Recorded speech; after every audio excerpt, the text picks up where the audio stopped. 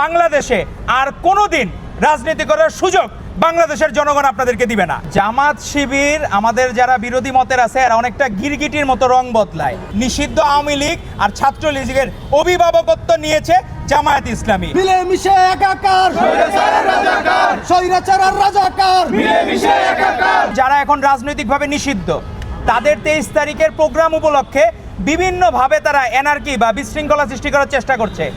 তো আমরা বাংলাদেশ জাতীয়তাবাদী ছাত্র দলের পক্ষ থেকে আমরা তাদেরকে স্পষ্টভাবে জানাতে চাই, আপনারা বাংলাদেশে আর কোনোদিন রাজনীতি করার সুযোগ বাংলাদেশের জনগণ আপনাদেরকে দিবে না। জামাত শিবির আমাদের যারা বিরোধী মতের আছে এরা অনেকটা গিরগিটির মতো রং বদলায়।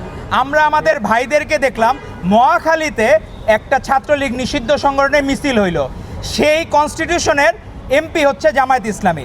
তো একটা জায়গায় একটা প্রোগ্রাম আয়োজন করতে তো তারা অনেক দিন সময় লাগে, কেন তারা জামাতে ইসলামীর যেসব জায়গায় এমপি আছে তারা স্পষ্টভাবে সেই জায়গাগুলোকেই বেছে নিচ্ছে। আপনারা দেখছেন সবাই কি বলতেছে, স্বৈরাচার আর রাজাকার মিলেমিশে একাকার।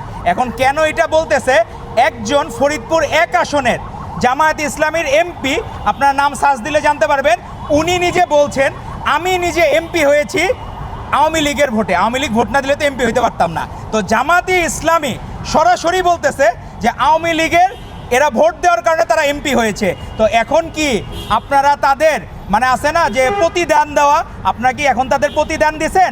আর নাকি হাটের যেমন ইজারার দায়িত্ব নেয়, আপনারা কি এখন জামায়াত ইসলামীরা ইজারাদারের দায়িত্ব নিচ্ছেন নাকি এখন আওয়ামী লীগের বা ফ্যাসিস্টদের দোসরদেরকে পুনর্বাসনের জন্য?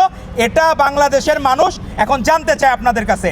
আপনারা কেন এক এক সময় এক এক গ্রুপে থাকেন? কোনো দিন আমরা দেখলাম না শিবির তাদের কমিটি প্রকাশ করছে কোনো জায়গায়। তো আমরা চাবো আপনারা প্রত্যেকটা জায়গায় আপনাদের কমিটিগুলো প্রকাশ করবেন।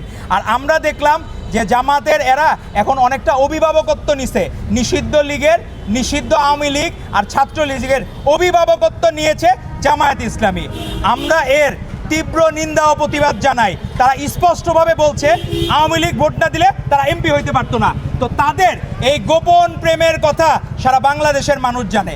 এখন আর গোপন প্রেম নাই, সবাই জেনে গেছে আপনাদের সেই পুরানো প্রেমের কথা।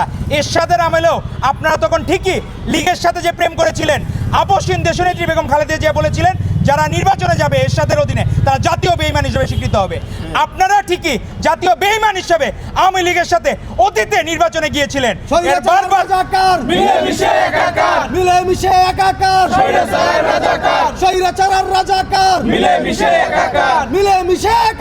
স্বৈরাচার আর রাজাকার।